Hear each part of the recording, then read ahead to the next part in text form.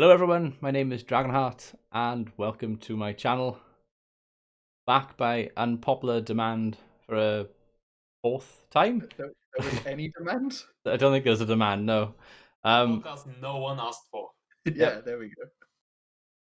So welcome. I am joined of course by my co-hosts, Mr. Lord Rexasaur Hello. and Mr. Fuzzy Wuzzy Andre. Hello. Looking Apparently very, my camera is terrible. I'm blaming it on my internet. Classic excuse. it's very crisp at the moment for me, but I don't think it'd be a tactical difficulties podcast without one of us complaining about some sort of difficulties with our internet or laptop or computer. it's taken you 20 minutes to get the screen the correct. Exactly. I just knew something was going to go wrong, so that's why I sort of said start a bit earlier, just so I can.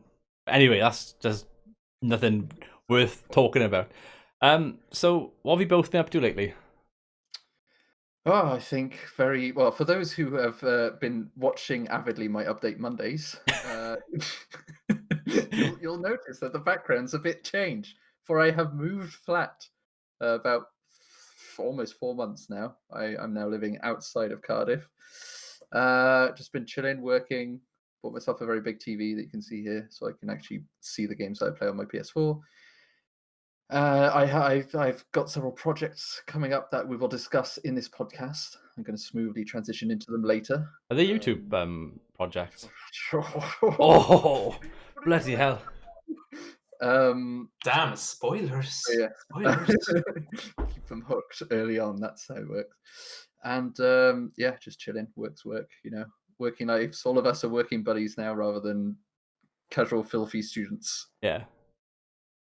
Yeah, and I guess I was the last one to graduate from being a filthy student. And I finally, after 6 years, I believe, finished all of my studies. Then didn't have a smooth path, but yeah, I got there in the end, and I finally got a job as well. So Congratulations. just I've been working there for 3 weeks, but really I've been working there for 1 week, because the first week I didn't really do anything, and third week I was just ill for the entirety of it. I actually had corona symptoms, which is Oh dear. Lovely. which is not good when you're a teacher. Yeah, working in the education sector. So yeah, so I basically I couldn't go before I had like a result from the test. So Oh, cool. Yeah, I'm assuming that you've got that result now. yeah, and it was negative. Cool. Good. Great. So that's good, because that means on this podcast you can't transfer it to us. Really. Yeah. No, I can't transfer it. That's something my internet can't do for you either. And fortunately, I guess. So I will be just chewing on these cough drops and muting my mic at appropriate times. Excellent. Good. Don't want to hear that much. Yeah. Don't give me too much editing to do with coughing, because I'm not really into the editing kind of thing these days. I'm a semi-retired YouTuber by this point, so. Were you ever? Well. That's a bit rude. Yeah. Hey, I was recently subjected to Dragonheart showing me his rap video. Yeah. The editing on that was Oh. bellissimo. We Rex came over my house about 2 weeks ago. Yeah. And we were like talking about all sorts of gaming. It would have been a nice podcast if we hit like the record button, but we were just doing stuff outside of YouTube, obviously, being friends and whatnot. Usual sort of stuff. And what? They're friends? So and I think come up with the conversation about like old stuff we used to do. So like the old rant video that Rex did a long time ago with Sunjetsu and all of that. So we rewatched some of them, and then we watched like my rant series with Kahuli, where we just took the mick out of it, and I famously claimed that Kahuli might not have a penis and all that sort of thing. You know, the good old days of YouTube. We just don't know. We don't know. I mean, to this day, it is still contested and debated. It is. It I is. mean, we haven't seen any evidence to the contrary. No. Exactly. Hashtag bring out the penis. Bring out the. Oh my god. done some shit. And since the last time we did a podcast, I got married, which you both know because you were both there. We were. So that happened. There's a panda. Oh. Speaking of, that was perfect timing actually. That wasn't planned at all. Say hello to the viewers. All two of them. For the moment. I mean, it's technically a live show. Yeah. Just for 2 people. That is true. You... And whoever else joins the room if they can. Yeah, there might be cats that might be here throughout the podcast. I think I saw Solus going down the stairs. Yeah. So goodbye. So any random cats, hope you're not squeamish if you're watching. Also, might be here. Ooh. Oh, there we have one. And there's a random cat. There's also dogs outside barking, so if you do hear that as well, then... We do. Okay. Throw the cat at them. Might do. Get a cat launcher. That's what I need to do. So yeah, I got married and I work, and that's more or less it. And my YouTube stuff is almost non-existent. The rate that I'm going at right now, I'll be doing 1 video a year, the same as Sondre. I'm keeping the traditional line. 2 years at this point, going for the 3rd of December. I actually really enjoy it. Do you know, last year, I love it, yeah. this was my New Year's last year. I was playing Star Wars, new Star Wars game, Jedi Order. Jedi Fallen Order. Jedi Fallen Order. I remember frantically thinking, shit, I gotta play this and complete it by the end of the year, because for the last few years, I always have to complete 1 game that year that came out. That's like my kind of like little goal I always set myself. So I completed that game at like 7 o'clock at night, and then I think I went onto my YouTube thinking, no, has Sondre done a video this year? And I went on there, and there it was. I think he did like Fall of the Samurai. Samurai, Yeah. Fall the Samurai, baby. It's almost like a Christmas tradition. It's like you leave milk and cookies out for Santa, and then you go on YouTube and watch Sondre. Yeah, I'm doing the historical battles, so Yeah, I guess I have like each of them, aren't you? I guess I have like 6 years left if I go with current rates. Once you're done with those, are you going to go to the historical battles on Shogun 2, non-Fall of Samurai? I'm not that good at Shogun 2, Oh. unfortunately. I mean, I do very hard. That's what I do on Fall to Samurai, so That's fair. I'm not that good at Shogun 2. Have you tried Three Kingdoms yet? No, I haven't. But I did play Troy for about 5 minutes. Wait. I have looked at the menu and then I shut down. Which is exactly what I did. I don't really care about it. I'm just waiting for multiplayer so that I can play with Toms. That's about it. Yeah, I was going to do multiplayer with Kahuli, and we literally jumped on Discord. He was like, "Oh, you gotta play Troy. I've been playing this. It's not too bad actually." I was like, "I don't really care, but whatever." We both jumped on it. Oh shit, there's no multiplayer. So I was like, "Okay, that's me done. Goodbye." Yeah, it's dumb. I don't understand why it wasn't released with multiplayer, but I guess I don't know. To be honest, I didn't even notice. Yeah, I mean, this is the thing. I only play Total War as a co-op campaign now with Tsunami. That's all. That's the only time I play Total War. Yeah. Which one? Well, so we played Warhammer 2 a lot, and then when Of course. when Three Kingdoms came out, I'm going to ignore that. When Three Kingdoms came out, we played I got so frustrated with Warhammer 2 that he was like, "Let me just buy you this so we can play something you won't get frustrated at." I was like, "Okay," because I wanted to try it, but I was waiting for it to be on sale to actually play it. And then we bought it, we played it, and I loved it. It's so good. It is the best Total War since Shogun 2 by far. Historical. Yes, it's probably the Total War game, the newest I would be interested in. Yeah. I played Troy because I got it for free. It was free, yeah. Yeah, that was about it. Yeah. No. Yeah, from what I've seen and what I've heard, Troy's a bit of a disappointment, whilst also not really having high expectations anyway. Yeah. I just wasn't interested in it at all. I remember the trailer they did like 6 months ago, and I was like, "Oh, cool, they're doing Troy, whatever." And then, like a week or so before release, everybody was doing like their early access videos and releases and stuff, and I was like, "Oh, so it's coming out soon then." I was like, oh, I should probably check my emails. So I look at my emails. In my junk email, I had the code. CA had sent me the code. I was like, I'm still an influencer. Cool. I'm going to play it, though. I just couldn't be asked. Yeah. I mean, it was free. I think it was something like 7.2 million people downloaded it. Or It was a massive deal, wasn't it? Because I think they made quite a bit of money, CA, from it. Although there was a bit of backlash by some people because they sort of like, oh, Epic Games, they shouldn't have done that. They corrupt. They this, they that, whatever. I think what's his name? Pixelated Apollo. He did a video about a month or two back saying that he wasn't going to play Troy or any of the newer games, mainly because of CA's kind of dealings with the Chinese market, which, yeah, okay. it's we are CA. We've found unprecedented success with Three Kingdoms in the Chinese market. Oh no, fuck you.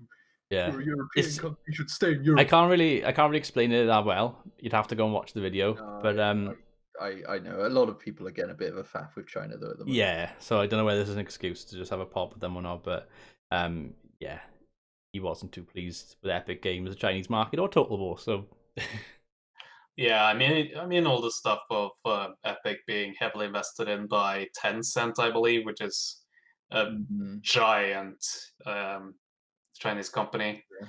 And I mean, yeah, as you said, a lot of real world politics being cast into all of this. I think it's also a bit of a thing of well, basically, people like their collections. People like to collect things, and I was going to say up until this point, but I guess it was retroactive. Although, well, so right now you can get. Correct me if I'm wrong, but you can get every single Total War game on Steam. yeah, Except for now Troy. Yeah.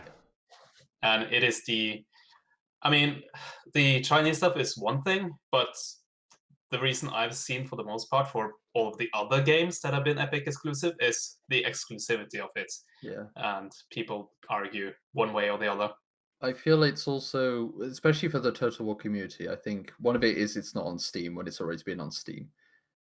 I personally don't like, because it's going to come out on Steam next year. Like, whatever, just wait, whatever. Yeah. The other thing, I think the biggest one, I feel like that's really the main point, is that there's no modding support for it until I think it's several months after it's released on Steam. There's going to be modding support. Like, it's not even being done instantly when it releases on Steam. Yeah. Which is a bit of a crap move, because the modding community behind Total War has always been a really big part of the Total War community.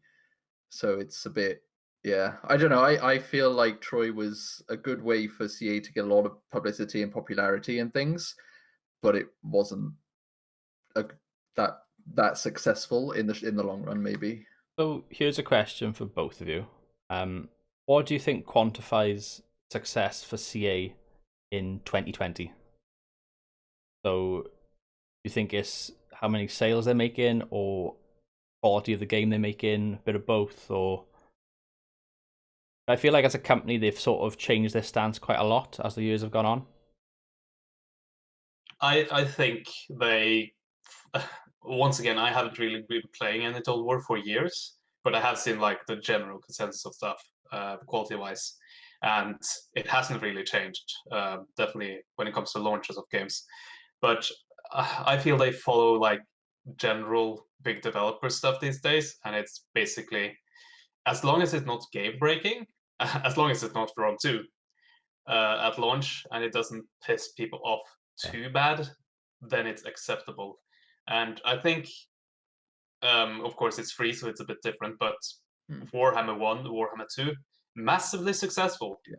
And they have basically turned the Total War subreddit over into a Warhammer subreddit. Yeah, that's about definitely. it. Yeah. And so, I don't know. I think they feel this has been a success, I would guess, because just they have their strong fan base. Well, which is us, or was us at some points when we were actively playing all of them. But I feel like they have to majorly mess up to kind of lose us completely. I mean, I pay attention to Total War stuff, even though I don't play it.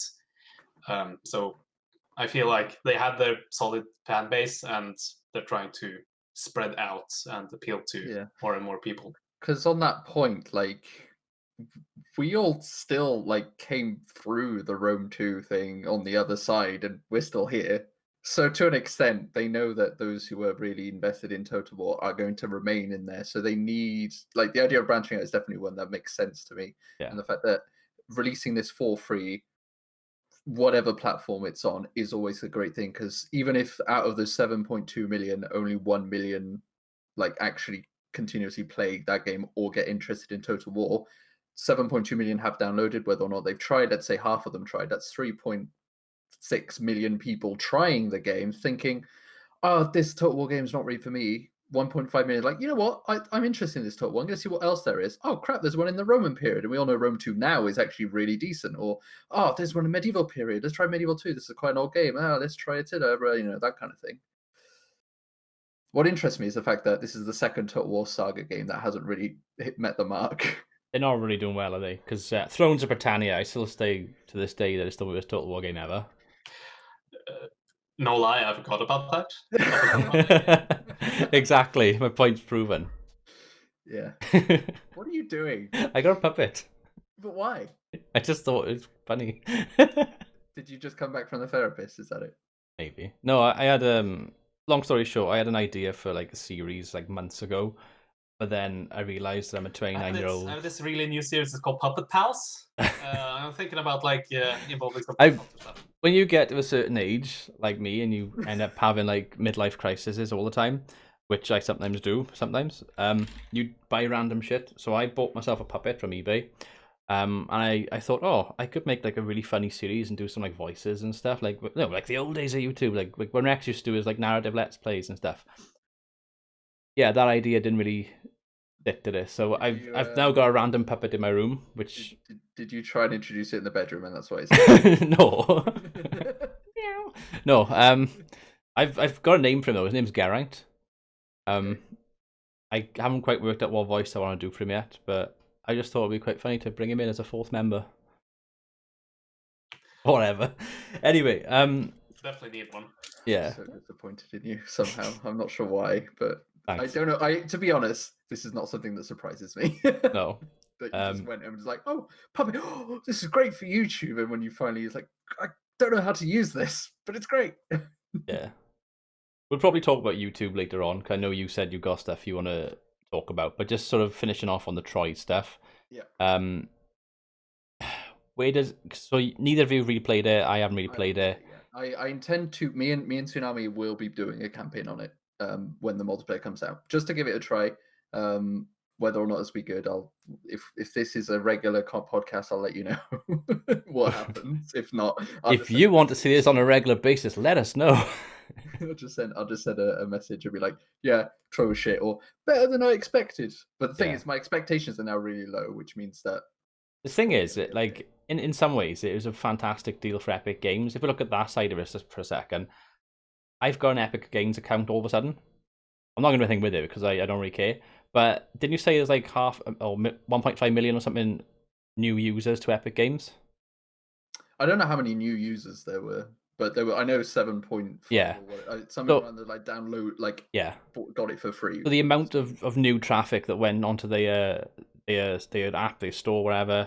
Obviously, I think they're doing like GTA 5 giveaways or something on there, and stuff like that. So they're doing lots of stuff on their thing to kind of compete with Steam and Origin and all the other PC things you buy games off these days, I guess. So yeah, probably good deal for Epic Games, but Troy don't really care.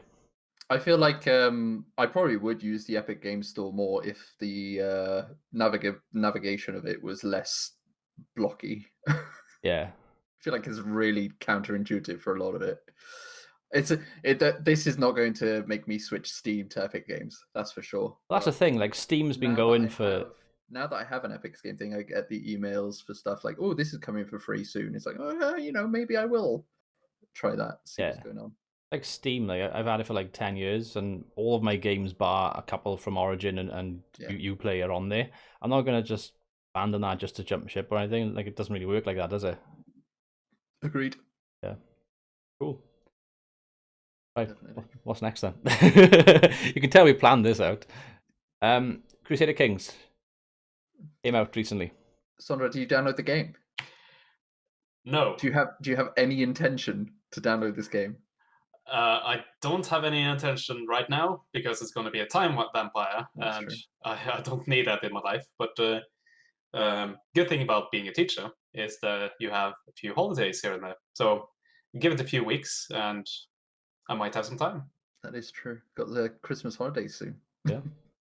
Yeah, we have a like autumn holiday, which Okay. originally was like 3 days to help with the potato harvests, Yeah. from what I hear. So yeah, it's basically that expanded to a week. That's fair. We have a similar. I guess we have like half term, which is somewhat Yeah. similar here. Which is just irrelevant. It's just halfway around the term. Let's have a week off to Yeah. rest, give ourselves a little bit of a calm down. Yeah, I mean, it's not like we have a good excuse anymore. No, exactly. No.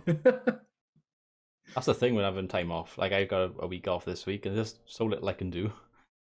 Like I was telling Rex before we started, our anniversary's this coming Thursday, and I'd booked a table for us to have a meal, and I now can't have that meal because the place that it's in is Caerphilly, and that's in its own local lockdown.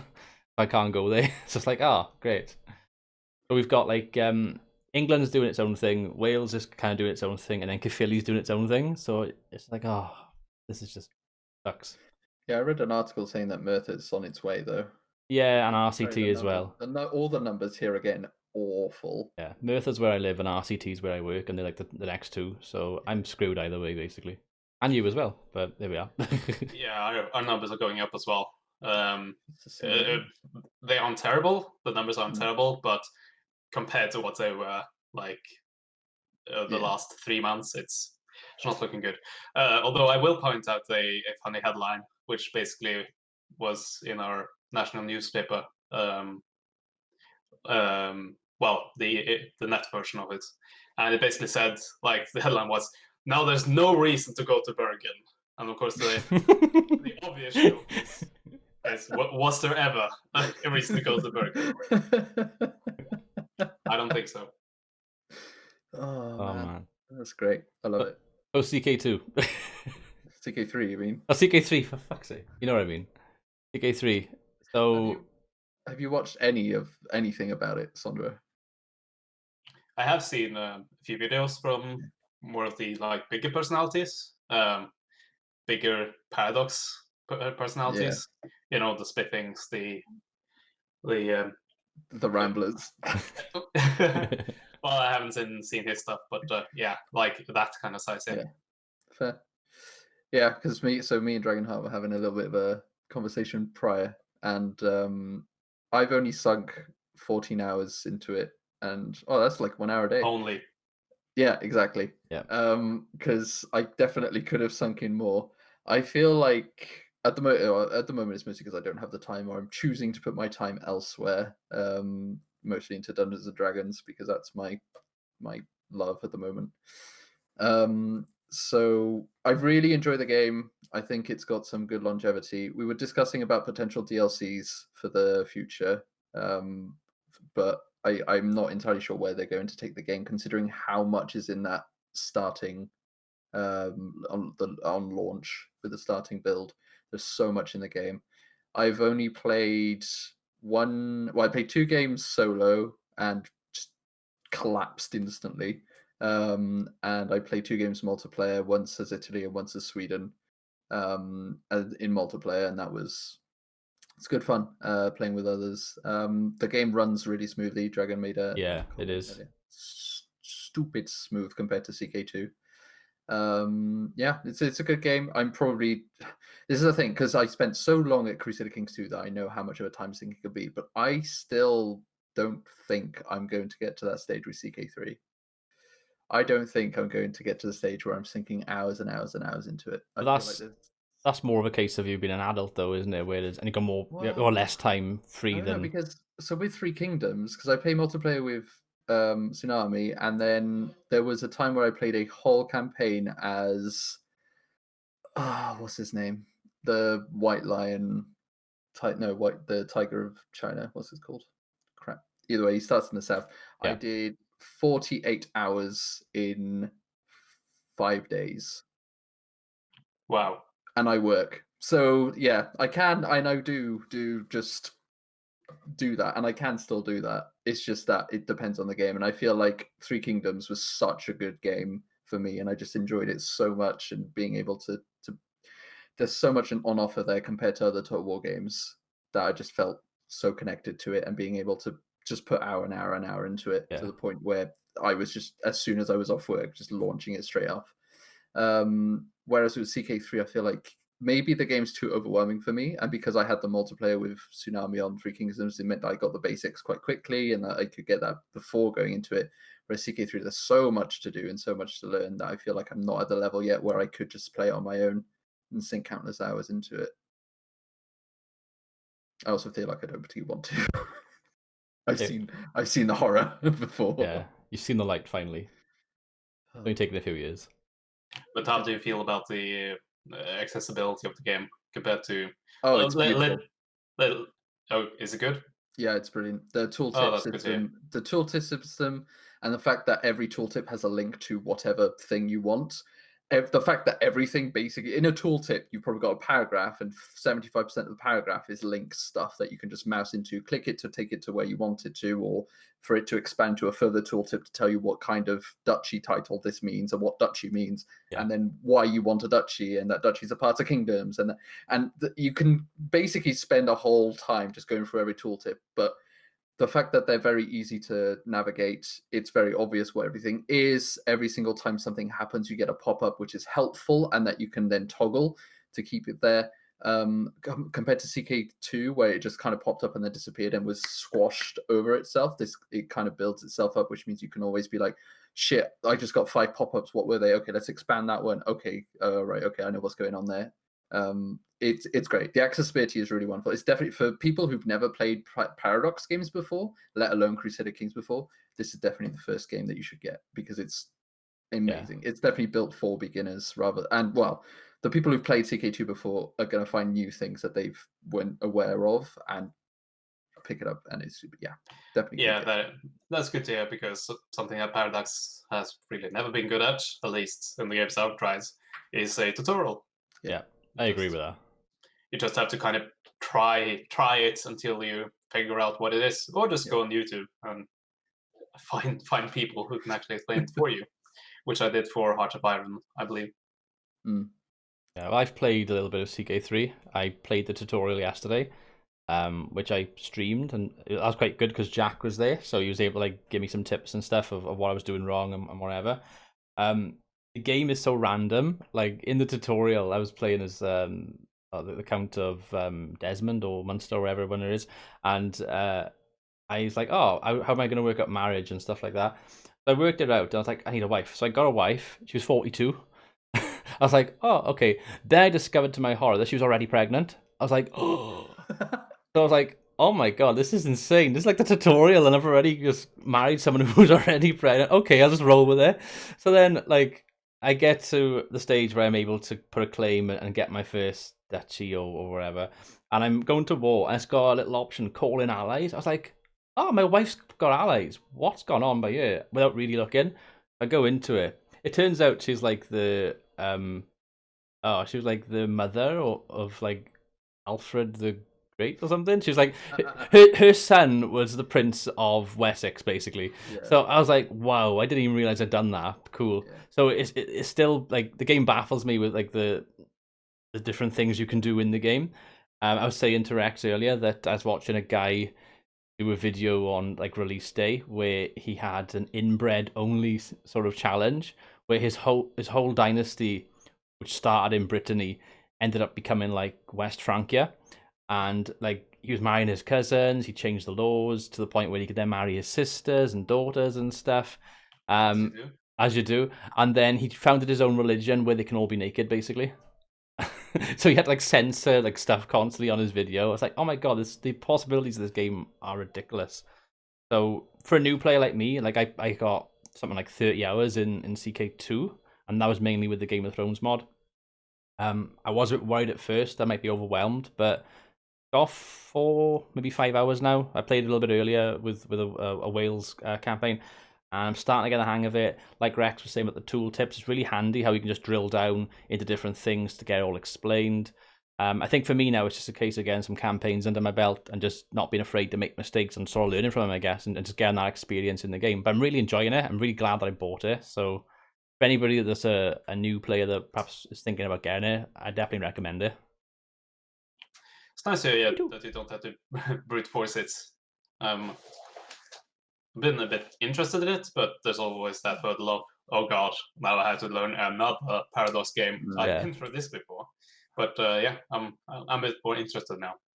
Yeah, and it's so I was saying to Dragon earlier, the game has taken all the really, really fun bits of CK2, streamlined them a little bit, and put them into CK3, and all the shit, really complicated, annoying bits from CK2 they've just gotten rid of and replaced them with something easier to understand or more streamlined, which I'm sure they will probably add to and complicate in the future. Yeah. Right now, it feels like the game's in a really perfect place for new players. The changes they made to military are so easy to understand that I looked at it and I was so confused about how simple it was, because it just felt too simple for me. And then it was just like you mouse over military and it just explains it right there in a toolbox, and you're like, oh, I guess that's how it works then. Sure, I'll do that. So is there anything you feel is missing from CK2 to 3? So I feel like Merchant Republics don't have enough, and this is where the DLC question comes in. The Merchant Republics don't have as much of a impact as they did in CK2.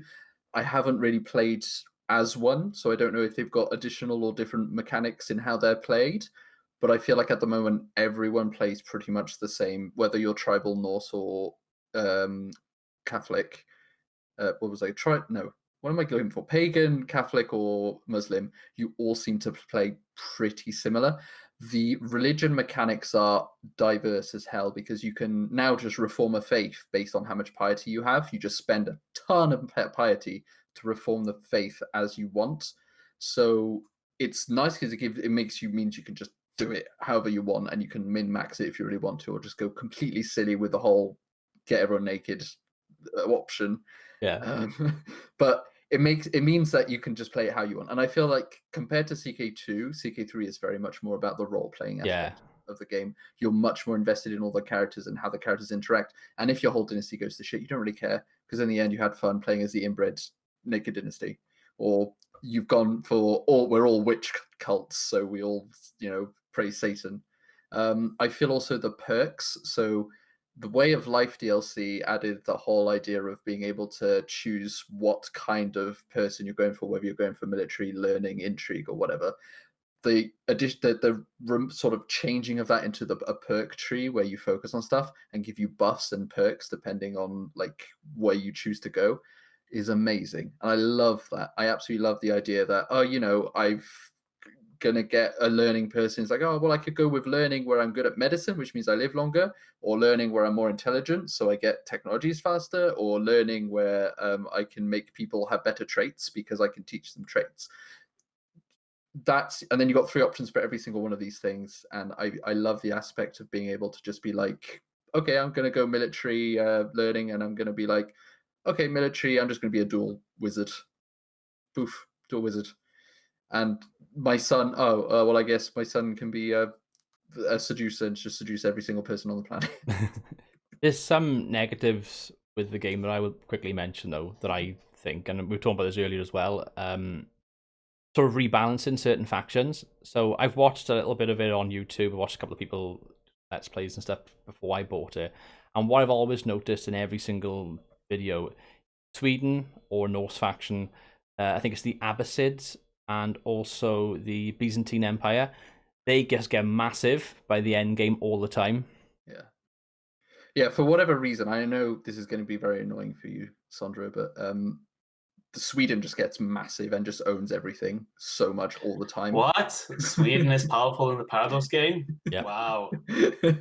But it's just compared to before. CK2 and stuff, and this is really stupid because by the first 10 turns, Sweden has, say you start at the earliest start date where Sweden's not yet Sweden, they form Sweden within the first 10 years, and then they get like maybe a quarter of Spain, a little bit of France, a little bit of Italy, just because they keep capturing people and taking them back and making them concubine, and then they get the county comes into their fold They with seriously need to change Sweden, because I was saying I was watching this. Succession.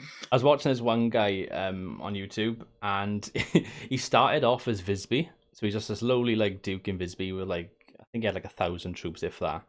And he did like the raiding mechanic, so he's going around raiding. He's going to like England and France and Germany and stuff. And he's like, "Oh, this raiding mechanic sucks. I keep losing my gold all the time." Then he started raiding his neighbors. He's like, "Oh, I'm getting like double the gold just for going across the ocean blade and back." So he learned quickly how to sort of exploit the raiding. And he's like, "Right, I don't know what I'm going to do because Estonia's got massive. I can't really form a faction in that sort of region, so I might just ally myself with Sweden for now," which is what he did. He allied himself with Sweden.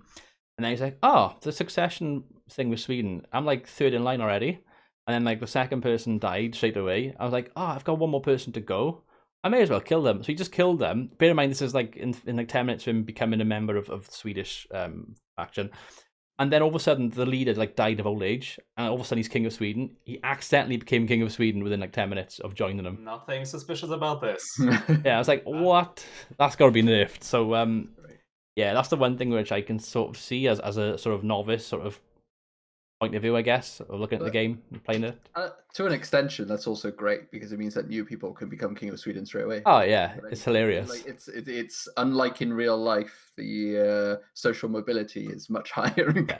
I suppose it's fun as well because if you're someone like me who's a new player, and all of a sudden I've accidentally become king of Sweden, my realm's gonna just completely shit over me because I'm not gonna really know what I'm doing, and then a couple of generations later, I've probably lost half of it or most of it. So I'm like, oh, okay, I gotta try and get it back again. So it makes it fun. Yeah. And I suppose it lends into that role playing aspect that you mentioned earlier. Definitely. I agree. Cool. This is why we need topics. Yep. Bannerlord. Have you both got it? Have you both played it? What do you think? Is it like, are all the bugs fixed yet? No. No? They're getting there. I think they're on patch 1.5 something, which is decent enough for a game that's been out like 4 months, 5 months, whatever. There's a lot of things they need to sort of do. Rebalancing the AI. Again, I think Valandia, that faction always seems to get massive. The Norse faction always gets annihilated in the first sort of few years. Is that kind of thing. Which they haven't really fixed yet, and that's been there since launch. So there's things like that. They haven't added in all of the dialogue yet. They said they're going to have like voice actors for some of the main quests. The Nerites Folly quest, they still haven't sort of fixed that. So there's things like that. And there's obviously bugs with sieges still and stuff. So not perfect, but still alright. I mean, I know it's a game I'm eventually going to sink hundreds of hours into, just like Mountain Blade before it's Warband before it's. So yeah. I'm gonna get it eventually, and when I do, it will devour my life. It will. The save that I'm on at the moment, I'm on the latest patch. I played it last time I played it was last week, and I'm able to exploit the game quite easily. All you got to do is become what's it called, a blacksmith, an ironsmith. You just put some traits into that. Constantly build weapons for people. At first, it's quite slow. But I'm at the point now where I can just sell a sword for like 100,000 gold. I haven't even got my own kingdom yet. I'm just like making 100,000 gold here, 100,000 gold there, just by making these massive, large, double-handed swords. So they need to like tweak that as well. Perfectly balanced. Perfectly balanced. This is the problem with early access, I guess. Yeah. I definitely wait for full release. If you obviously want to play and put many hours into it, because you'll find a lot of things at the moment that are quite frustrating. That's the same with most early access games, though. Yeah, I know Hef went back to playing it recently. Yeah, I watched his videos. I watched it as well. Yeah. Times. How are his feelings on it? I think it's quite similar because he did a video for that when he was like, "I'm taking a break," and he mentioned in that he was kind of bored of Bannerlord. It wasn't really what he sort of expected, and wanted them to do more improvements on it first. I suppose if you're a YouTuber like him that makes series on stuff and they're constantly updating it, it's just going to be frustrating. Yeah. Can't have any kind of consistency, can you? So yeah, interesting. I agree. Sorry, I just can't help myself. No, that much is of it. Do I need to message Michaela so that she takes it from you, Oh, confiscates it? Please don't. No, my friend.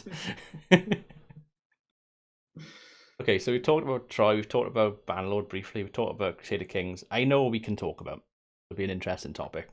Oh, God, here we go.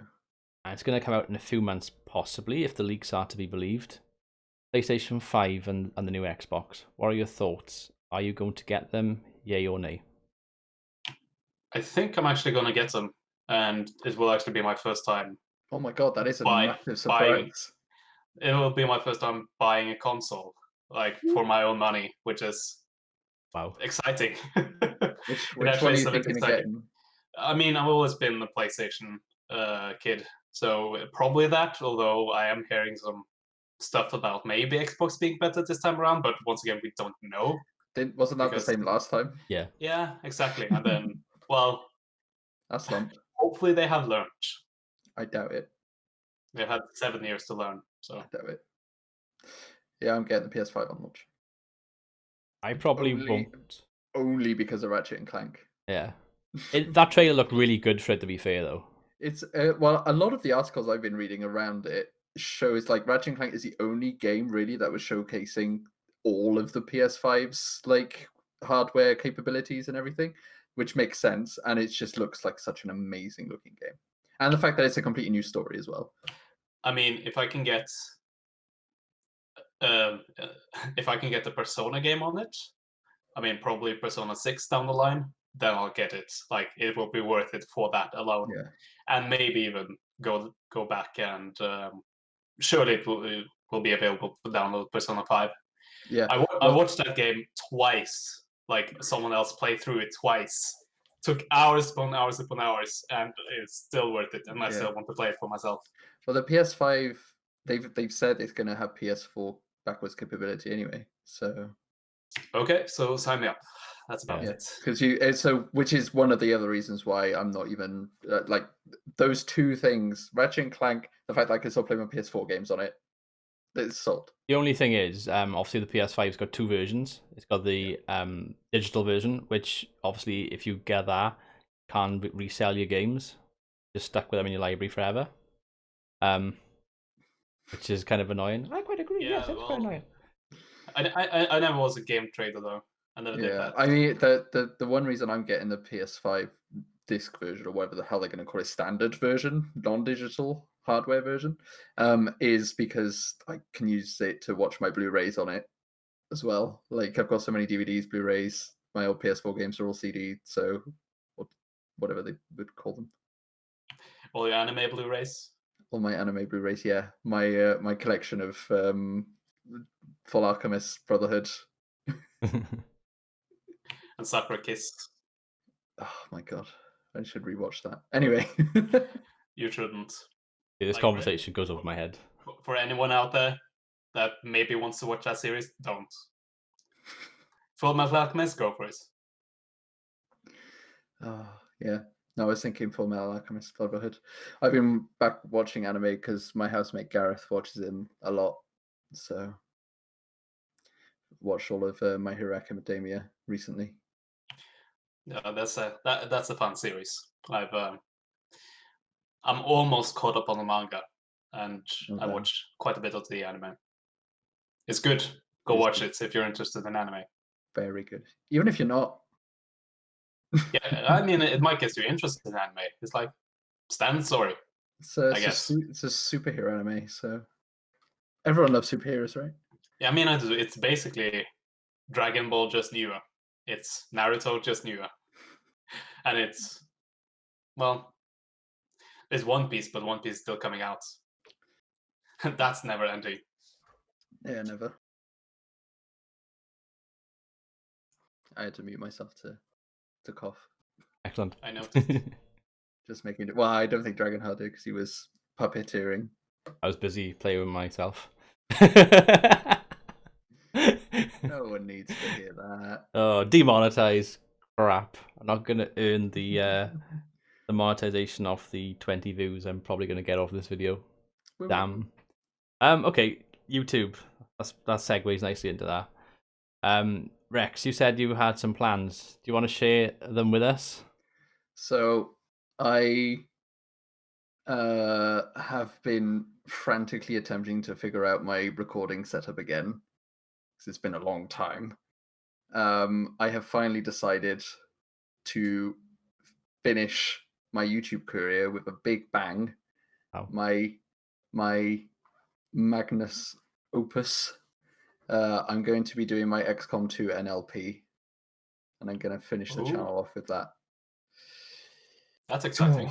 Very exciting. But so I played through the fucking intro, like 2 levels, 5 times over the past few days to try and figure out my recording setup. And only on the final time has it been acceptable. So I'm probably going to have to play through it another time just to make sure it's perfect. And yet you're already declaring this the best thing you've ever done. It's going to have to be, because I'm not going to release it if it's not. I'll remember those words. Yeah. It's well, the best thing I've ever created anyway, whether or not it's the best thing. Because I feel like I've got a vision. I know what I want to, where I want to take it, and XCOM 2 is my favorite game. So I know that I can do this justice. Whether or not the voice acting is going to be on point, whether or not I can get Devin back. Oh yeah. You get, and I'm sure he gets paid quite a bit by Kings and Generals these days. I don't know whether or not I'll be able to. But no, I'm very much looking forward to being able to put that together and sorting all that out. I'm not going to give you a when this will be done by, because Yeah. fuck knows I suck at deadlines. Yeah, we know. Plus, I don't know how long it will take or how long the series is going to be in general, because it all depends on what happens in game. Which I guess is part of the fun, to be honest. But on that note, I do have a question to ask you guys, because with XCOM 2, when that came out, it has got such a massive amount of customization. So you will not be surprised to know that I have customized many of the operators to be people that I know. Do you think if those people randomly showed up in the series, that would make the series less enjoyable to watch, or not affect it, or more enjoyable? I mean, I think it's all about implementation. If you like, if the characters are there, but you don't like play it up, I think it's fine.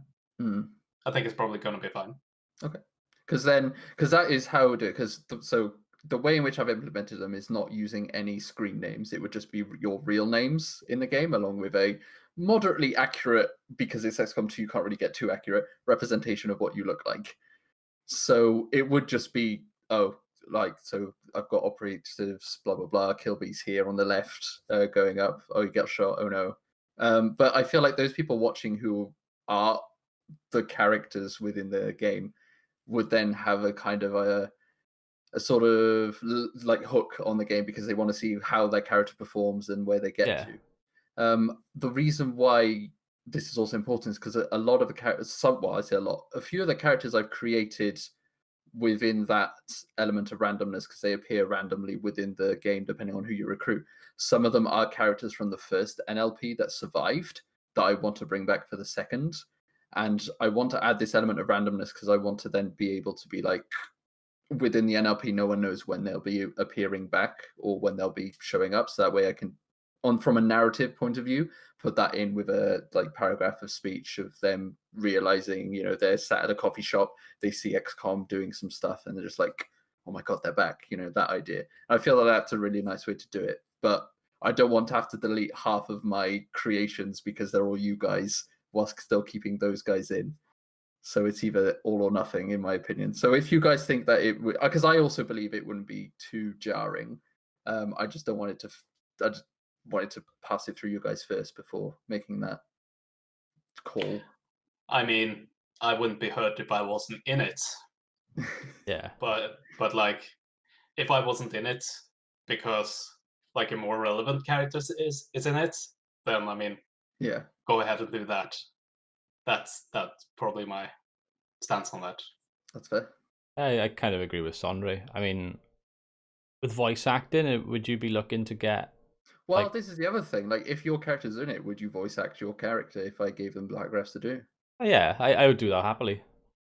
Yeah, that'd be fine. Yeah, probably. I can't promise anything, but yeah. Sorry, but yeah, probably. Yeah, I'll give it a think more. I still need to sort out the recording. I probably will include them. I'll probably need to edit a few of them and stuff. But this will be your last series on YouTube. This is going to be my last series on YouTube. I don't intend to go back to it unless this gets stupidly popular and I make tons of money from it. So- I'm not coming back to YouTube after. So Just keep dragging you back. yeah. I think I'm out and they keep dragging me back. So like I don't know, like, what do I explain? The way YouTube is now, like the algorithm, they're changing all the time. Mhm. I don't know if you've noticed, but whenever you go on to like the YouTube homepage, it's always whatever suggested. Very rarely do I actually see my subscriptions these days. I'm assuming that's the case for anybody that watches me or anybody else. I know Warrior of Sparta came back recently to doing YouTube, like a month or so ago.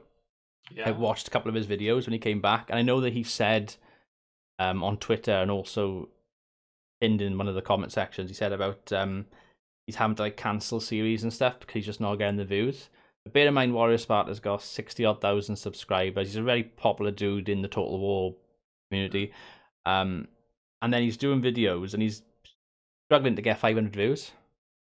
Like, it's crazy how much has changed. So Well, the algorithm, I think we had this discussion when I was over at yours, but the algorithm doesn't really care for series anymore. It's Yeah. individual videos, or if in that series, that video can just be a sort of one-off. You can watch this out of order, out of context, Yeah. you're fine. That's what gets popular and gets recommended. I think it targets certainly the first 24 to 48 hours as well of how a video performs as far as likes, views, and comments go. So if it does quite well in that sort of early period, then it'll get pushed more, and it might appear in someone's recommended then, and then that's when it'll sort of skyrocket and stuff.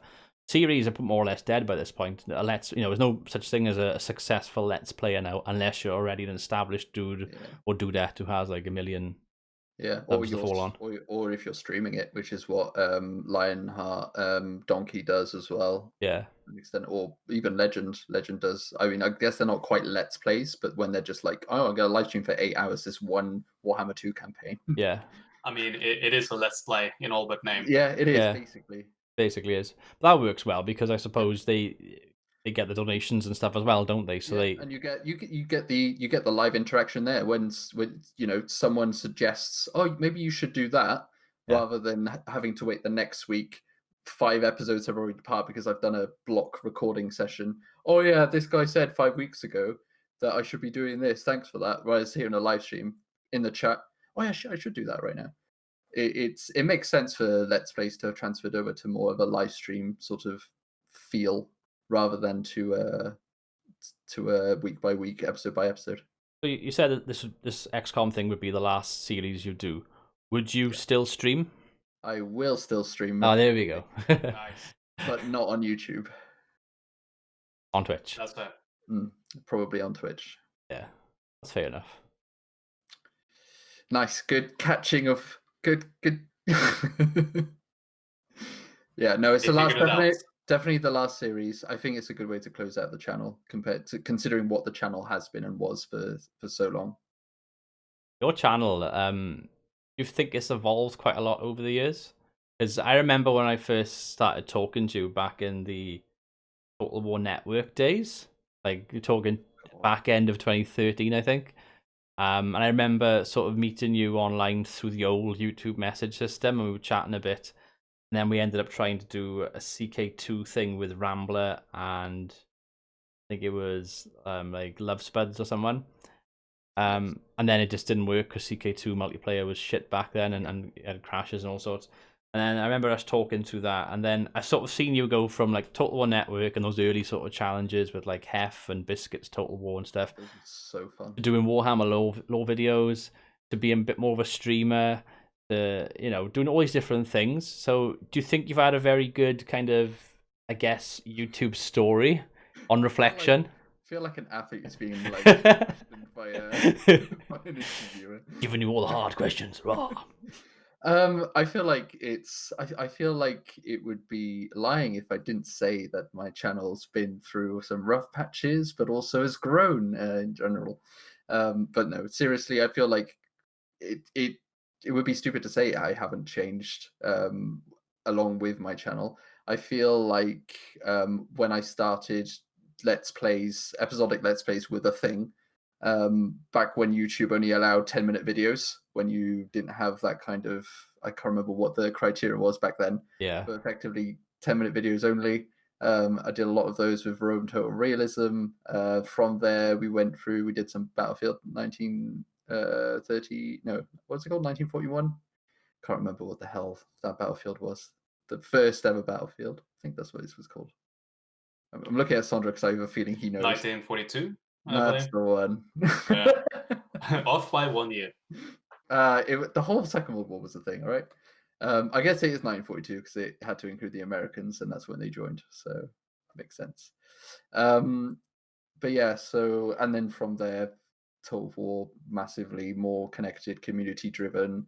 Yeah. From there, CK2 just blowing up for me with when the Old Gods came through. The live stream, my first NLPs from taking inspiration from Devin with the Red Emperor, then the XCOM Enemy Unknown. Yeah, I feel like the live streams was probably my favorite part of YouTube. The ones that I enjoyed the most, just the interaction from everyone. The stupid stuff we got up to, the fact that I managed to stream Honey Pop.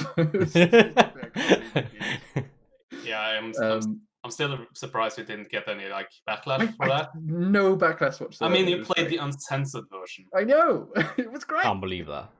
I mean, it was great, but at the time I was like, this is a ban waiting to happen, and it didn't happen. And it didn't happen. Till this day, I think my Honey Pop videos are the only ones that is still monetized as well. Wow, of course.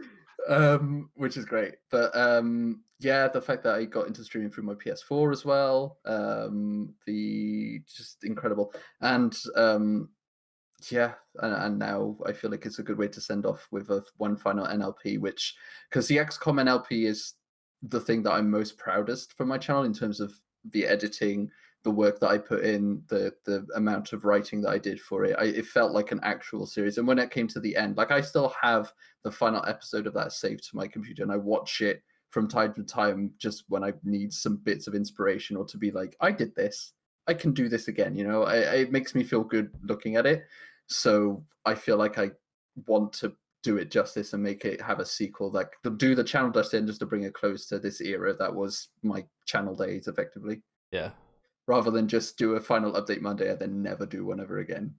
I really enjoyed Update Mondays. Everyone always says, like, when's the next update Monday? It's like, this is not what my channel has become. Okay? It was, though. For like a good year or so, it was. It was, but it's just, I feel like that's not fair on the channel. I think all the hard work that I put before.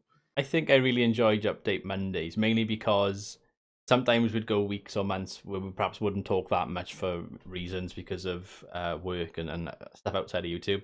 So I always enjoyed sort of looking at your Update Mondays when I was on like my lunch break or something at work, and I'd be watching it then and be like, oh, cool, this is what's happening in his life. So I always felt like it was like an appreciation as a friend, but also as a subscriber and whatever viewer, to see what's going on with you. So I think that's why I sort of enjoyed it, just to sort of see where you are with things and what's going on with like your move and things like that.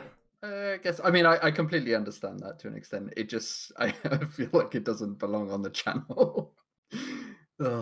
Became a vlogger. Became an undesired love blogger, yeah. It's very... I mean, when you basically have a series that's dedicated to updating people on how your YouTube uploads are going, and then your YouTube upload becomes just that, then yeah, I can see the logic of that. The thing is, though, like, if you're, because I can sort of see this from Rex's point of view to an extent. Like, I've also done lots of like update videos and vlog videos, channel update, and like, you get to a phase where you're doing it all the time. But then I'll put a lot of effort into something, like Rex does it with his XCOMs too. I've done it with like the history fix videos I did, the animated history, where I create the characters and I do the script and I do the voice over wherever, and then I go edit it and upload it. It's a lot of work. And then you upload that and you're like, oh fuck, it's got like 10 views. And it's demoralizing. And then I do a channel update and I know I'm guaranteed like 100 views. And it's like, oh, okay, more people interested in me than they are the actual content. Great. Yeah, I mean, that's what you want, right? Like, I guess, yeah. Be more interested in you. Yeah. I feel like this is one of the things that when I release the XCOM 2 NLP, I feel like it's not going to get a lot of views. But at this point, I'm just resigned to, it doesn't matter about the popularity, it matters about the art. Yeah. And that's what I care about. And the fact that, because in the end, the reason why the XCOM NLP, I think like there were 4 people who were avidly following that from episode 1 to the end. And when that finished, left me like the best feeling comments ever of just like, this was such an amazing story. Like, and that feels good. In the end, if that's exactly the same, if only one of those 4 come back for this NLP and say, this is amazing, I'm happy. That's all I care about. Exactly. I'm looking forward to it. Yeah. Good. I also look at sort of YouTube in a past tense kind of thing, because it's been so long since like I started doing it, like yourselves, and I sort of think like, oh, I'm gonna have like children like probably in the not too distant future, and they'll in years to come will have their own YouTube channels, because that's the way of the world. I say earlier that my niece has a YouTube channel, and she did upload a few things on there, like they're like almost like short stories with like, I don't even know, it was like Interesting. ponies and unicorns and stuff, and Things children like. she got 2,000 views on one of her videos. I was like, yeah, she What are the secrets? she had like 26 subscribers. Most of them are people from her class, and then it's like me. And then I was just going through her channel one day, and I was like, 2,000 views on a video. You have to teach me how to do, like, what's going on. But I look back now, I think, I might have a child one day, and I'd be like, he'd be like, oh, daddy. I'd be like, yes. And he'd be like, what sort of stuff do you used to do on YouTube? I'm like, well, I did lots of stuff, son. Please tell me more. And I'd be like, oh, look, I'll show you my library. And all of a sudden then, Please don't show the rap video. I won't show the rap video. But it's almost like a legacy kind of thing. Like, this is something I did in my life. This is what, like, I'll be showing them the podcasts and things like that. Yeah, these are my friends. These are the sort of things we used to talk about. This is Uncle Sandra. this is the sort of... They're much younger and very poor. Yeah. Yeah, actually, this actually might be a good place for me as well to not just stop uploading, because starting in 2010, I've uploaded a video, at least a video, every single year. And I did that up until last year, 2019.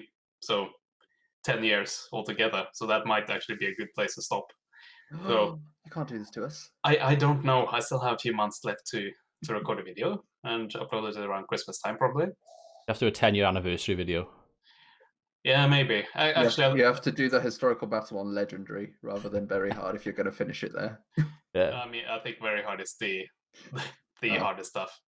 But yeah, I think the anniversary has actually passed already. I'm not sure. Can't even remember that. I'm a terrible YouTuber. Yeah, my first ever upload was 23rd of December, I think it was 2012. 2011 was my first ever upload. So I'm a bit more recent. Mine was the 21st of March 2013. I started my channel the day before.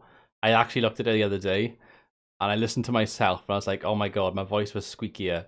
And you could tell there was also much confidence, because it's quite surreal when you sit down in front of your webcam or microphone, or whatever it is, for the first time, and just try to build like an audience and try to like do all of that.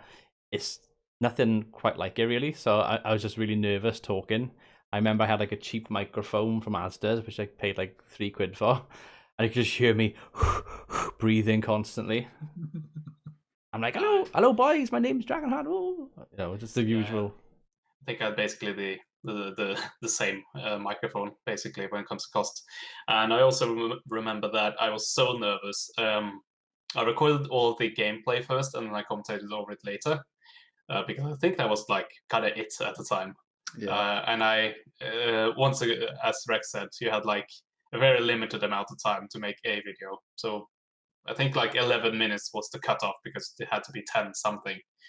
And I had so many takes in that. Like, all of it is probably like 15, 20 like separate audio clips. And for all of those audio clips, I basically had to like, okay, what do I want to say? I want to say this. And then I said it and listened to it. Oh, that's awful. I want to do it again. And then, so it probably took like 150 takes all in all for one 11-minute video. And then fast forward a few years and basically hit record, and then play for a bit, live com, and then just hit end recording, and that's about it. Yeah, the first time. So the first ever video I did, was Rome Total Realism. I did it with Matt. We did it in his living room where his family computer was, and his mum came in halfway because she was cooking in the kitchen, which was next door, and she was like, "Do you boys want some tea?" I used to have the same kind of trouble when I lived at my parents' house. They didn't really understand what a YouTuber is. I don't even think I understand what a YouTuber is, to be honest. And I'd have my bedroom door locked because I'd always be worried that one of them would just walk in randomly while I'm in the middle of like a stream or something. So they would like knock the door and then they'd leave a plate of food just on the floor. I'd just unlock the door afterwards. Oh, thank you. Just grab it, bring it back in, and start recording again. Should have had a cat flap. I should have. Yeah. Oh. And now here we are, we're like a boy band just coming back for one last gig, but we're all old and haggard and don't really understand what the kids are doing these days. Yeah, I mean, I see the clear symbolism in the sun going down in both of your webcams. Yeah. Meanwhile, it's the same sun. No, it's just the weather in Wales. Yeah. I need a light. Meanwhile, I'm just artificially being lit.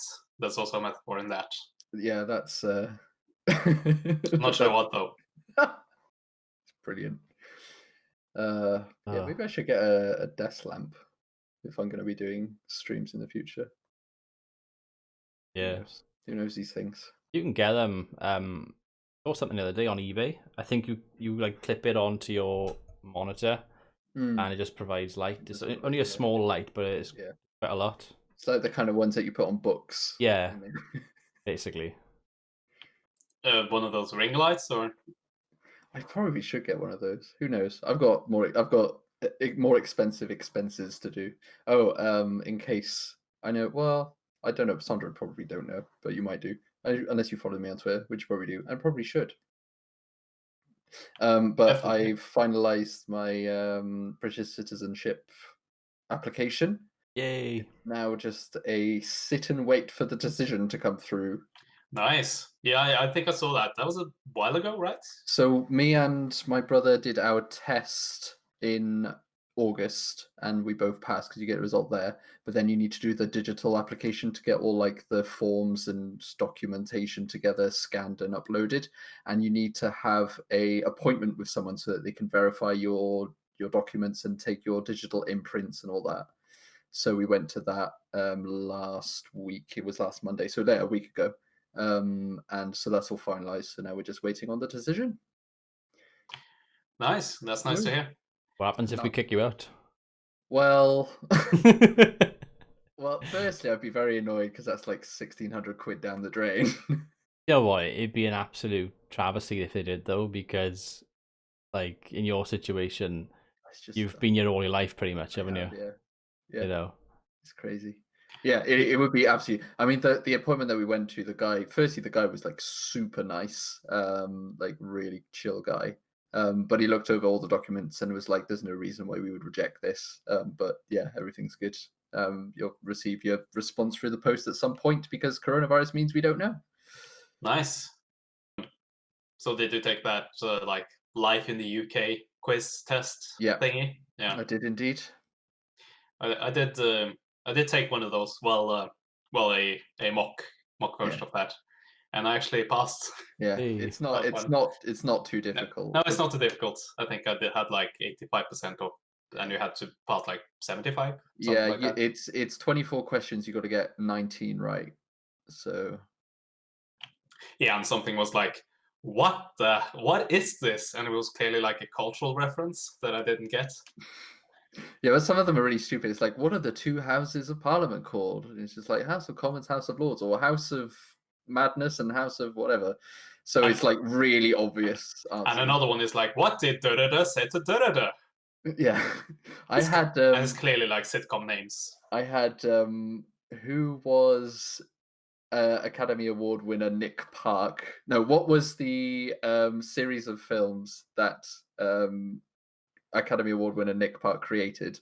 And there was a list of films, and the answer is Wallace and Gromit, and of course the only reason I know that is because I fucking love Wallace and Gromit, and I knew that I would not have known. Yeah, I probably would have got that wrong because I didn't even know that.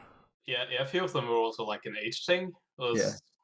it was a cultural thing I got, but I looked at it and was like, someone younger than me probably wouldn't get this. Yeah, like even definitely. if they were born and raised in the Yeah. UK. Definitely. Yeah, there's lots like that. I was really also quite lucky because obviously UK culture is very sporty and only got one sport question. And the sport question was which two institutions do an annual was it like a boating race or whatever the hell it's called, rowing race. And I was like, oh, Cambridge and Oxford, obviously. And I was so obvious. happy. I was like, "Ugh." And apparently then I asked that to my people in my team at work and no one knew the answer. And I was like, Oh, really? Bloody how the hell. hell do you not know this? You knew work colleagues. You I can't knew live it. here. I'm French.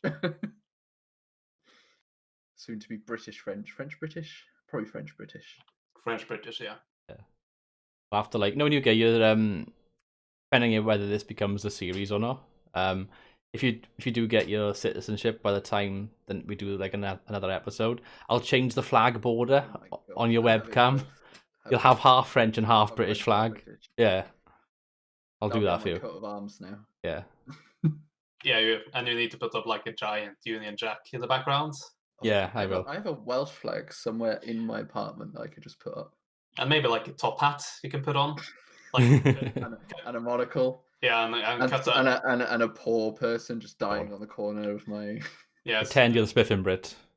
Yeah, and like I'll cut out like room for your headphones, I'll, so you can like fit it over. fit it on, yeah. Just. I'll also get a bulldog as well.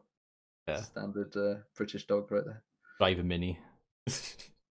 Austin Powers style. Oh I mean, I was going for things that he could show up on my webcam, but sure, just drive your Mini into your living room. No problem. I'll start drinking tea, even though I hate the stuff. Ooh, I mean, I can't say that yet. Shit. Yeah, you don't want to say that tea. yet. I love tea. Tea's the best thing ever. I love tea. Saved. I mean, no one's going to watch this, so probably not. I mean, we just need to keep saying that, and people are going to watch it. I mean, I have a legitimate England versus Sweden. Oh, that's backwards. Coca-Cola glass when I went to see them play. Of course, I'm not going to tell you who won because that would. Are you trying to piss us both off? England, our rivals, and Sweden, his rivals. Yeah, I know, right? Ick. It's fine. England lost. It was a good game. Women's World Cup. Women's World Cup, yeah, in Nice last year. You like women's football? Yes. Have you heard about Alex Morgan? Yeah, she's moving to Tottenham, right? Yeah. Interesting, that was. Yeah. Thought I'd randomly just bring up that fact. Yeah. I mean, I basically treat women's football as men's football because I basically mainly watch it during championships. Yeah, I watch international more than actual. But I think I might start watching women's club. Because I find it much more interesting than what men's. do they like? What channel does it air on them? Because I don't know. That's the thing. This is the thing I want to watch. I want to see. So I don't know if it probably like BT Sports or something. Because I know when the Women's World Cup was on, I got into women's football through that. I sort of knew who some of the footballers were, like Alex Morgan, Megan Rapinoe, and a couple of others of the American and the English team. I was like, oh, cool, I'm sort of getting into this. I wouldn't mind watching more. But then when the new season started in like September, I was like, cool, okay, so let's watch it. So then I found on like BBC, they do like the Women's Super League show. I was like, great, I'll watch that. But it's on at like 11:30 at night. And it's like, oh, I can't stay up that late to watch this. So I'm not going to. They need to have a better slot. They do. I think it's something that will probably happen as time progresses, where we see more and more women's only sports get more broadcast. I feel like it does need to be much more accessible, and it probably is. You just need to know exactly where to find it. Yeah, that's the issue. Because right now we've only got access to things like BBC or ITV or whatever the main Freeview channels, which it probably won't show. And it'll probably like specialized BT Sports 4 or something, or Sky Sports number 97. I remember when I was in university many years ago, about 10 years ago now, actually, when I first started there, I did a topic called, I think it was Youth, New Directions, New Agendas. It's like a new module that we did. Long story short, one of the pieces of coursework I did was on racism and women's football and misrepresentation and all of that sort of thing. So in my research, I found that during like, I think it was World War II era Britain, women were doing a lot of women's football matches, and they were getting like 50,000 people going to a stadium to watch them. But the FA wanted to shut that down straight away because they felt like women playing football was sending the wrong message to people of Britain, that they need to be sort of waiting for the men to come home from the war to care for them and to be in the kitchen, basically. Like that was the kind of mindset. Yep. Not That's surprising. that's the 40s for you. Yeah. I'm pretty And sure that The women's 50s as well.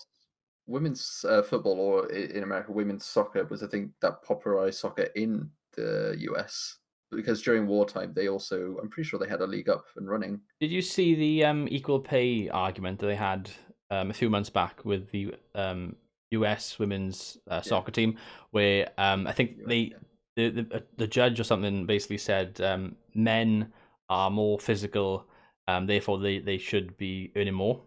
And the women like responded saying, "Well, that's not fair because we've been more successful. We've won like 4 World Cups in like the last 20 years." And then when they had their next game, they all came out for like the national anthem with their shirts inside out. So all you had was the outline of the badge, but you could still see all of the stars that they'd won the World Cups from. I was like, well done, well done. I really like that. Nice. Yeah. That I mean, even though the argument is very bad, that would only work in like jobs or fields where like actual strength is relevant. Like, for example, mining. Like, if you can like mine more because you are stronger, then that would be relevant. When it's just like, oh, we kick the ball harder. We kick the ball harder. Yeah. We are men. In the end, I they mean, still play 90 minutes on the fucking field. Like, who fucking exactly. I mean, they it's not like they like sit back and save all their energy and no, exactly. don't go all out. I mean, well, I mean, they've got World Cups to back that up. yeah, Exactly. exactly. They don't do that. It's crazy. No, yeah. So that football game, I think, because I've only watched 2 live football games in my life, and both of them last year actually. The first was Newport County versus Man City. Yeah, I remember that. Yeah. That was, you could tell like that Newport County really wanted to win that game. Holy crap, they played amazingly. That was so fun to watch. But then the live game, England versus Sweden women's 3rd place playoff, and you can't tell a difference in terms of athleticism and how they play and whatever. It's football in the end. They're in the end, it's just, who cares what gender they are. Like, in terms of, they're both putting as much effort in it as possible. They're all trying to win the game. They're playing the same rules. They're playing the same game. It shouldn't be an issue. Obviously, I would still not pit a women's team against a men's team because they are physically built differently. That said, I'm pretty sure that the American women's football team is probably going to be like, maybe not a comparable men's football team, but they probably would give them a good run for their money. Definitely. Absolutely. Yep. Great. Here. Yeah. I like the fact I've got, so my other screen has got this really nice Red Dead Redemption 2 wallpaper, which is putting this red. You do look a bit like Two-Face from Batman. Dark side. Yeah, I was thinking the same thing. Yeah, when the sun was going down, I was like half black, half dark, and half very like, blown out. It's like white. Mr. Jekyll, no, Dr. Jekyll and Mr. Hyde. Yeah, I like it. So, Sondre, do you like the Last of Us games? They look pretty. As I said, I haven't really had the console for a while. Yeah. For like basically all of the Last of Us franchises lifetime. So I haven't played them, but seen a lot of it, and it looks pretty, and I know the story, like basically, and sounds interesting. On that note, actually, I know you wanted to talk about Last of Us, but yeah, the I fact did. that you don't have a console.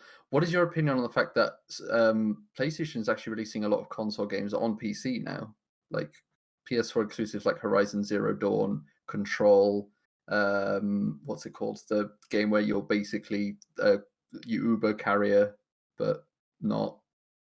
What's it called? The Death Stranding. That's the one. I actually didn't know that. I'll have to look into that. Oh yeah, they're released on Steam now, so you're able to play them. The port for Horizon Zero Dawn is pretty terrible. Just let you know. Allegedly, it's pretty shit, but the other two are apparently very good. Yeah, I just wanted to know what your opinion was, whether or not that's a good way forward, or Yeah, that makes it I guess, a timed exclusive, which is better than what it was when it was just a pure exclusive. So still not optimal, but we don't live in an ideal world. No, unfortunately, okay. it's just how it is. I'm gonna I move have on. no strong feelings one way or the other. That's good. I'm gonna put my my phone light on as well. Yeah, I just thought I was getting a bit too dark. You can't barely see me, so I put my light on and just my phone on the side. But This has not helped in the slightest. Yeah, no, I was thinking that was a good time to end when we just couldn't see Dragonheart anymore. yeah, just go into a black hole like my YouTube channel's career. So if we've To the dark side.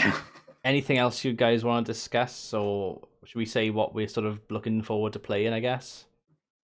Baldur's Gate 3. Sorry.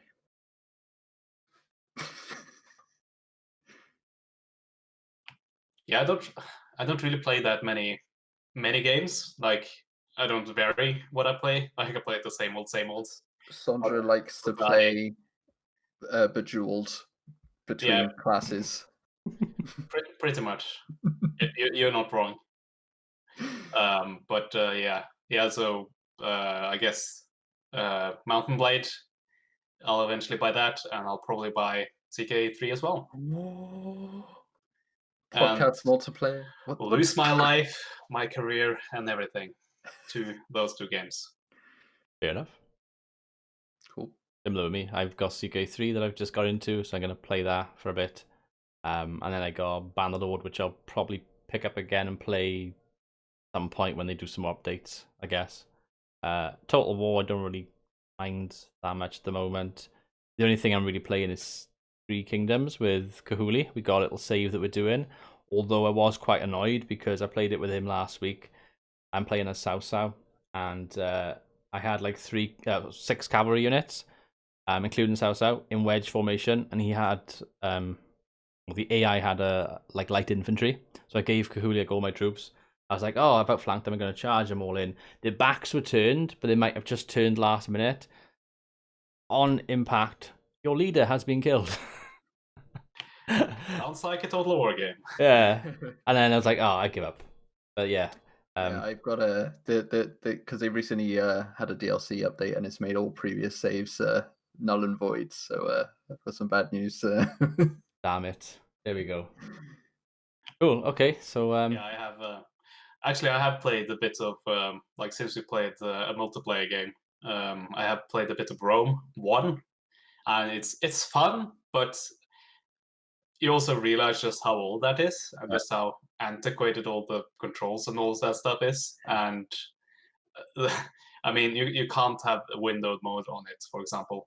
Well, Yeah. you can, but it's very, very janky. It is. Do you think they should release a remastered version of it with updated control scheme? Yes. Yes, but did they release like a Oh, they released mobile version? iPad version, didn't they? iPad version? Yeah. Yeah. Right. But I mean, that's one game that definitely wouldn't hurt from a control revamp. Definitely. I actually won a battle on it last week. Yeah, so congrats. It was quite funny.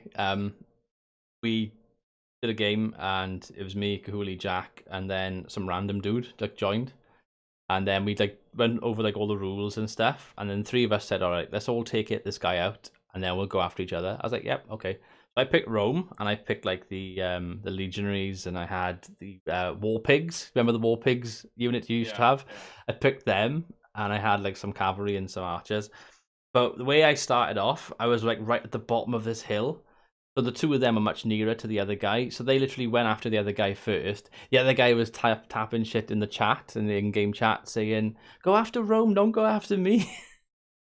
And then they literally tore each other apart. I just went in and picked them all off. So I won for default, basically. But yeah, I was quite happy with that. It's like, oh, cool, I finally win one of these online battles. I never used to play much multiplayer back in like the old days of Rome, I guess. So much multiplayer. Yeah, when I played, I basically just tried to remember all of the Prince of Macedon, I guess, videos. Oh, yeah. Back in the day. You know, like, what did he do? let's do that. His And first it- video was like 2007 or 2008 maybe, something like that. A long time ago. Yeah, the first ones are. I mean, they're just go and watch them just for like historical purposes, I guess, because I mean that was it. That was the pinnacle back in the day. Yeah. But they are like I can't remember that there's no commentary and the frame rate is terrible. Yeah, absolute AIDS. Yeah, Used but to watch them a lot. that was it, and we enjoyed it. Yeah, God, that was good fun. Was. I think it's probably a good place to end. So yeah, we'll see whether we'll do another one of these. Who knows? Maybe. It'd probably be in like 4 months' time.